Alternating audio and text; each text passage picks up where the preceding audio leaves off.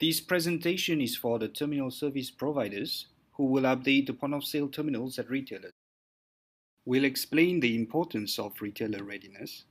We'll go through the terminal installation checklist and the instructions to be given to the retailer.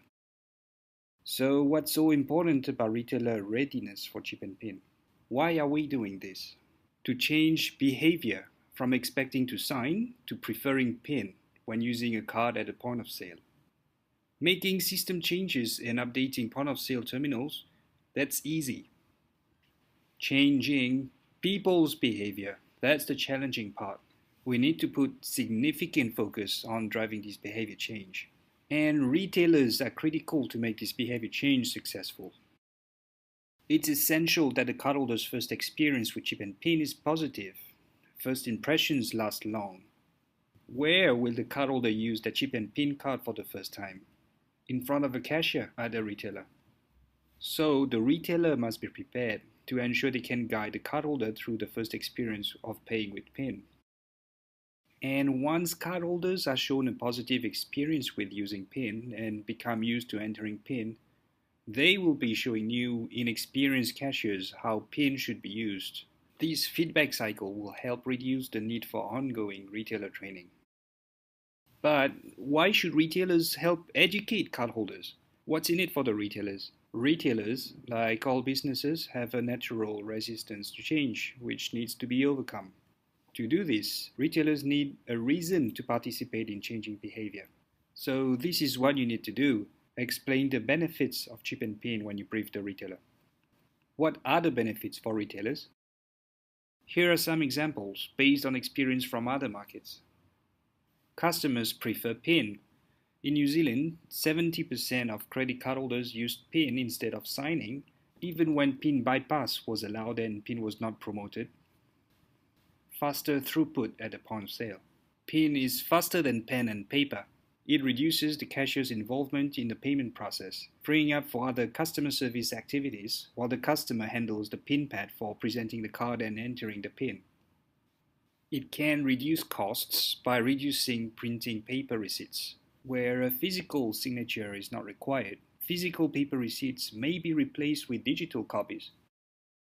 Terminal installation checklist. First on the checklist, position the PIN pad to allow customers to insert their card and to enter the PIN conveniently. This means ensuring the PIN pad cable is long enough that the PIN pad can face customers or can be held by them. Ensure the PIN can be entered securely. Ensure the PIN pad can be held up by customers to face it away from the cashier or other customers. Or if the PIN pad must be fixed, ensure it is positioned such that others cannot easily watch the PIN entered by the customer. If a privacy shield is provided, ensure it is installed on the PIN pad. And ensure security cameras cannot record the PIN entered by customers. To encourage customers to use PIN, ensure the retailer has one or more PIN and Pay campaign graphics visible, in particular at the counter or where customers pay. For instance, wobblers on the terminal or on the cash register. Tent cards near the terminal or the cash register. Other examples include signs on the shop's front, signs at the top of receipt holders, or on grocery dividers at supermarkets. Ensure the retailer has access to the user guides available. For instance, the retailer booklet and frequently asked questions, the visual guide, which has step-by-step instructions on how to use PIN, the cashier reminder leaflet, which is a one-page guide for quick reference by cashiers. There are also retailer guide videos available on the PIN and Pay website. Brief the retailer. Here are the instructions to give the retailer when updating their terminal. Instruct the retailer to guide and encourage customers to enter PIN. If the terminal asks for PIN, the cashier should not automatically press OK to bypass the PIN without first asking the customer. If the terminal asks for PIN, the cashier should ask the customer, "Please enter your PIN," or "You need to enter your PIN." Avoid asking, "Do you want to enter your PIN?" or in a way that may encourage customers to prefer not to enter their PIN. And if the customer is unsure whether their card has a different PIN, the cashier can remind them that the PIN is the same as their ATM PIN. Remind the retailer that the PIN is secret. Never enter the PIN for the customer. Never ask the customer to tell you their PIN. The cashier should allow the customer to hold the PIN pad up to face it away from others, or encourage customers to cover the PIN pad with their hand. The cashier should not watch the PIN pad while the customer is entering their PIN. Instruct the retailer to assist customers who don't know their PIN. If a customer is asked to enter their PIN but they don't know their PIN, press OK to bypass PIN. In this case, the customer must sign the receipt instead. If the customer didn't know their PIN, the cashier should advise them to contact their bank to get a PIN.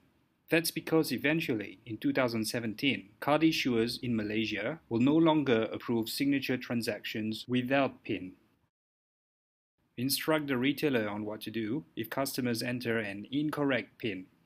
If the terminal shows that the PIN is incorrect, the cashier should allow the customer to re-enter their PIN.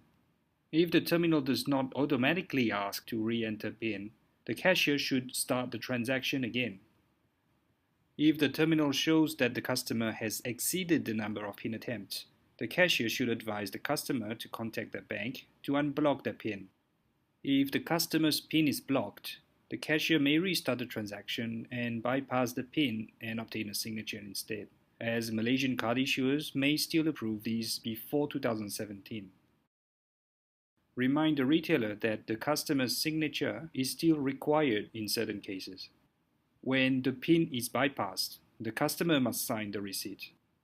And older cards, the ones waiting to be replaced with the PIN card, will continue to require a signature. Instruct the retailer that all they need to do is follow the prompt to know whether a PIN or signature is required. The terminal will ask for a PIN only if the card has a PIN. The cashier needs to ask for a signature only if the receipt shows a signature panel. The cashier should not ask for a signature if the receipt shows no signature required. Remind the retailer that overseas cards may require a PIN or may still allow signature. Not all cards issued by overseas banks have a PIN. These cards will still require signature. Some overseas cards do have a PIN. These customers may enter a PIN, or they may bypass the PIN and sign the receipt instead. The overseas banks may approve these transactions without PIN, even after 2017. Again, all the cashier needs to do is follow the prompt. Remind the retailer that not all contactless transactions require PIN or signature. No PIN or signature is required for contactless transactions below 250 ringgit. For contactless transactions above 250 ringgit, if the card has a PIN, then the terminal will ask for a PIN. If not, the receipt will show a signature panel and the customer must sign. In summary, what you need to do when you update a retailer's terminal: explain the benefits of chip and PIN to the retailer. Follow the terminal installation checklist and give instructions to the retailer.